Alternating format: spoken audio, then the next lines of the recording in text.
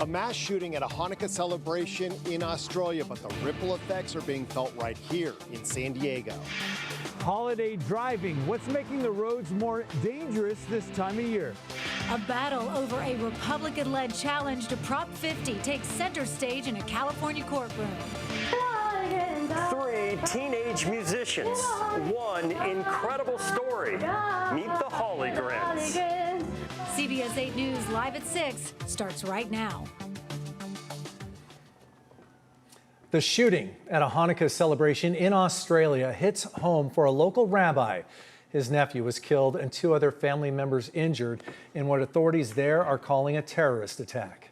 Good evening and thank you for joining us. I'm Carlo Cicchetto. And I'm Anna Laurel. It happened on the first night of Hanukkah, and it has law enforcement here in San Diego on high alert. CBS 8's Steve Price joins us live from Seaport Village, where a Hanukkah celebration was supposed to happen tonight, but has now been canceled. Steve? Yeah, that event actually was supposed to be happening right now, but as you mentioned, Seaport Village canceled it, citing concern for the safety of guests. What happened in Australia definitely having ripple effects right here in our county. Video from 7,500 miles away, but for San Diegan Kay Abedy, it hits too close to home. My niece, who's 22 years old, was right there. She was attending a Hanukkah celebration on Bondi Beach in Australia Sunday night when 2 gunmen opened fire. Kay got this chilling video from a family friend, parents doing all they can to keep their kids alive. That innate sense to protect your child, to lay on top of them like, take me, don't take my child. We all feel that as parents. Around 60 shots fired in what authorities there call an anti-Semitic terrorist attack. Among the 15 people killed, Rabbi Eli Schlonger, seen here with his newborn son. My nephew, Rabbi Eli Schlanger, can't even imagine him saying it in the past. Of blessed memory. He's just a young 40-year-old. Rabbi Yisrael Goldstein with Chabad of Poway had 3 family members shot at the event, which was held to unite the community, celebrate light over darkness. I took 2 bullets, but the rest of me survived. Rabbi Goldstein knows about anti-Semitic mass shootings all too well. He was there at Chabad of Poway in 2019 when a gunman walked in and opened fire during the Jewish holiday of Passover. 19-year-old white supremacist came through these doors, shot and killed Lori Lynn Gilbert Kay right here as I was talking with her.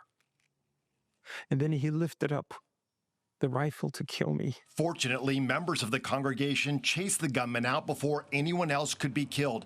Worried that Sunday's shooting in Australia could spark more anti-Semitic violence in our county, both San Diego Police and the Sheriff's Office issued statements saying there are no known threats locally, but both will be increasing patrols around houses of worship and community events. And Rabbi Goldstein definitely encourages people to continue to celebrate Hanukkah, to light the candles on the Hanukkah. As he put it, the only way to get rid of darkness is to overpower it with light. And Kay agrees with that as well, saying her family has already returned to Bondi Beach to show that good overpowers evil. We'll send it back to you in the studio. All right, Steve, thank you for that. A son of Rob Reiner has been booked on murder charges in the deaths of the legendary director and his wife, Michelle. Dina Demetrius reports from outside the Reiners' Brentwood home with more on the investigation. Los Angeles police say Rob and Michelle Reiner's daughter Romy was the one who found them in their Brentwood home Sunday afternoon and called 911. Multiple sources tell CBS News the iconic director and his wife had multiple lacerations. Police took the couple's 32-year-old son, Nick, into custody. Nick Reiner, a suspect in this case, he was subsequently booked for murder. The Reiner family posed together on the red carpet in September for the premiere of Spinal Tap 2. Nick in the middle with the beard. He had spoken publicly about his struggles with substance abuse and homelessness. This place is like a prison. It's not even close. Father and son collaborated on a film about those experiences, Being Charlie, with Nick co-writing and Rob directing. Rob Reiner directed so many classics, including When Harry Met Sally, The Princess Bride, and A Few Good Men. But he called the movie he made with his son the most personal of his career. They started writing together. He discussed it on The Late Show with Stephen Colbert. What happened was it forced me to see really what he had been going through. And I knew a lot of it, but I didn't know all of it. And I think it forced him to see what I had experienced and what his mother had experienced. Flowers mark Rob Reiner's star on the Hollywood Walk of Fame. In a statement, the family said it was heartbroken by this sudden loss and asked for privacy. Dina Demetrius, CBS News, Los Angeles. Rob Reiner was the son of comedy icon Carl Reiner. As an actor, Rob also won 2 Emmys in the 70s, co-starring in the hit CBS series All in the Family as Archie Bunker's son-in-law. We'll have more on how Reiner and his wife are being remembered in our next half hour.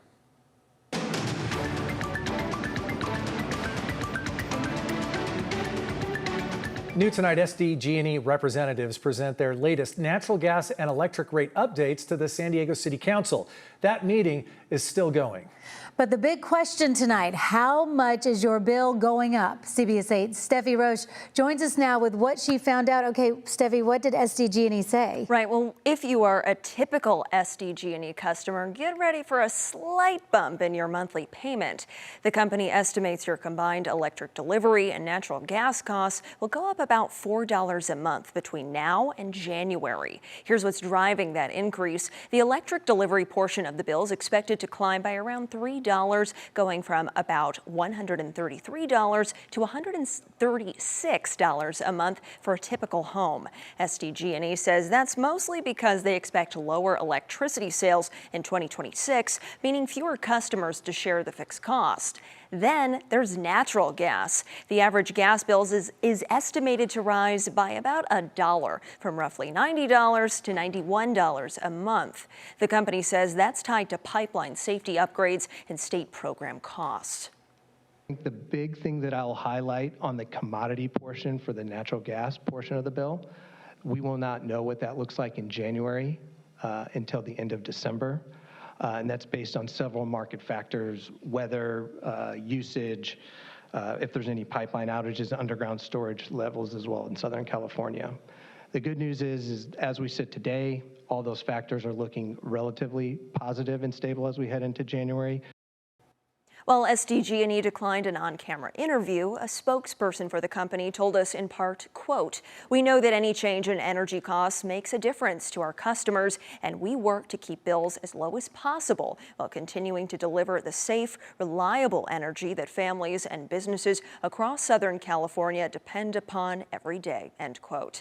In the studio, I'm Steffi Roche, CBS 8. All right, thanks for breaking that down for us, Steffi. Tonight, we're getting a closer look at more than $200 million worth of cocaine offloaded by the U.S. Coast Guard right here in San Diego today.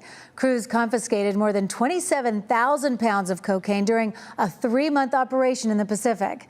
We're told it's the result of 3 separate busts targeting suspected smugglers in international waters off the coast of Mexico, Central and South America. Authorities explained how they're able to stop traffickers and the high-speed boats they use. We'll utilize our aircraft, and as they try to avoid, we have the ability to what we call non-compliant vessel use of force. So from an aircraft, we can fire warning shots and then disabling fire to disable the engines. Now, these non-lethal strikes come as the Trump administration faces backlash over deadly boat strikes in the Caribbean, with many questions surrounding the legality of those strikes. And tonight we're learning the U.S. and Mexico reached an agreement to permanently end the Tijuana River sewage crisis. The deal is called Minute 333. It requires Mexico to develop infrastructure plans within 6 months and build new treatment facilities by 2028. Since 2018, more than 200 billion gallons of toxic sewage have crossed the border, forcing beach closures and harming public health across San Diego communities. And just last week, President Trump posted a video about the Tijuana River sewage crisis. Well, whether you're heading across town or across the state, the holidays mean more people on the road and more risk behind the wheel. The safety advocates say this is one of the most dangerous times of year to drive. CBS 8's Brian White shares what makes driving around the holidays especially dangerous.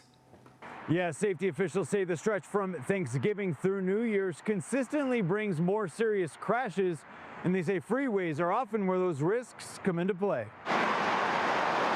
And this holiday season, there will be no shortage of cars on the road. AAA projects nearly 9 million people in Southern California will travel by car for these year-end holidays, adding congestion, longer drive times, and more opportunities for deadly mistakes. The reality is more people on the road means more careless actions. It can mean fatalities, injuries, deaths, of course. Tammy Guido McGee travels the country talking to teen drivers about the real-life consequences of dangerous driving, a message shaped by personal tragedy.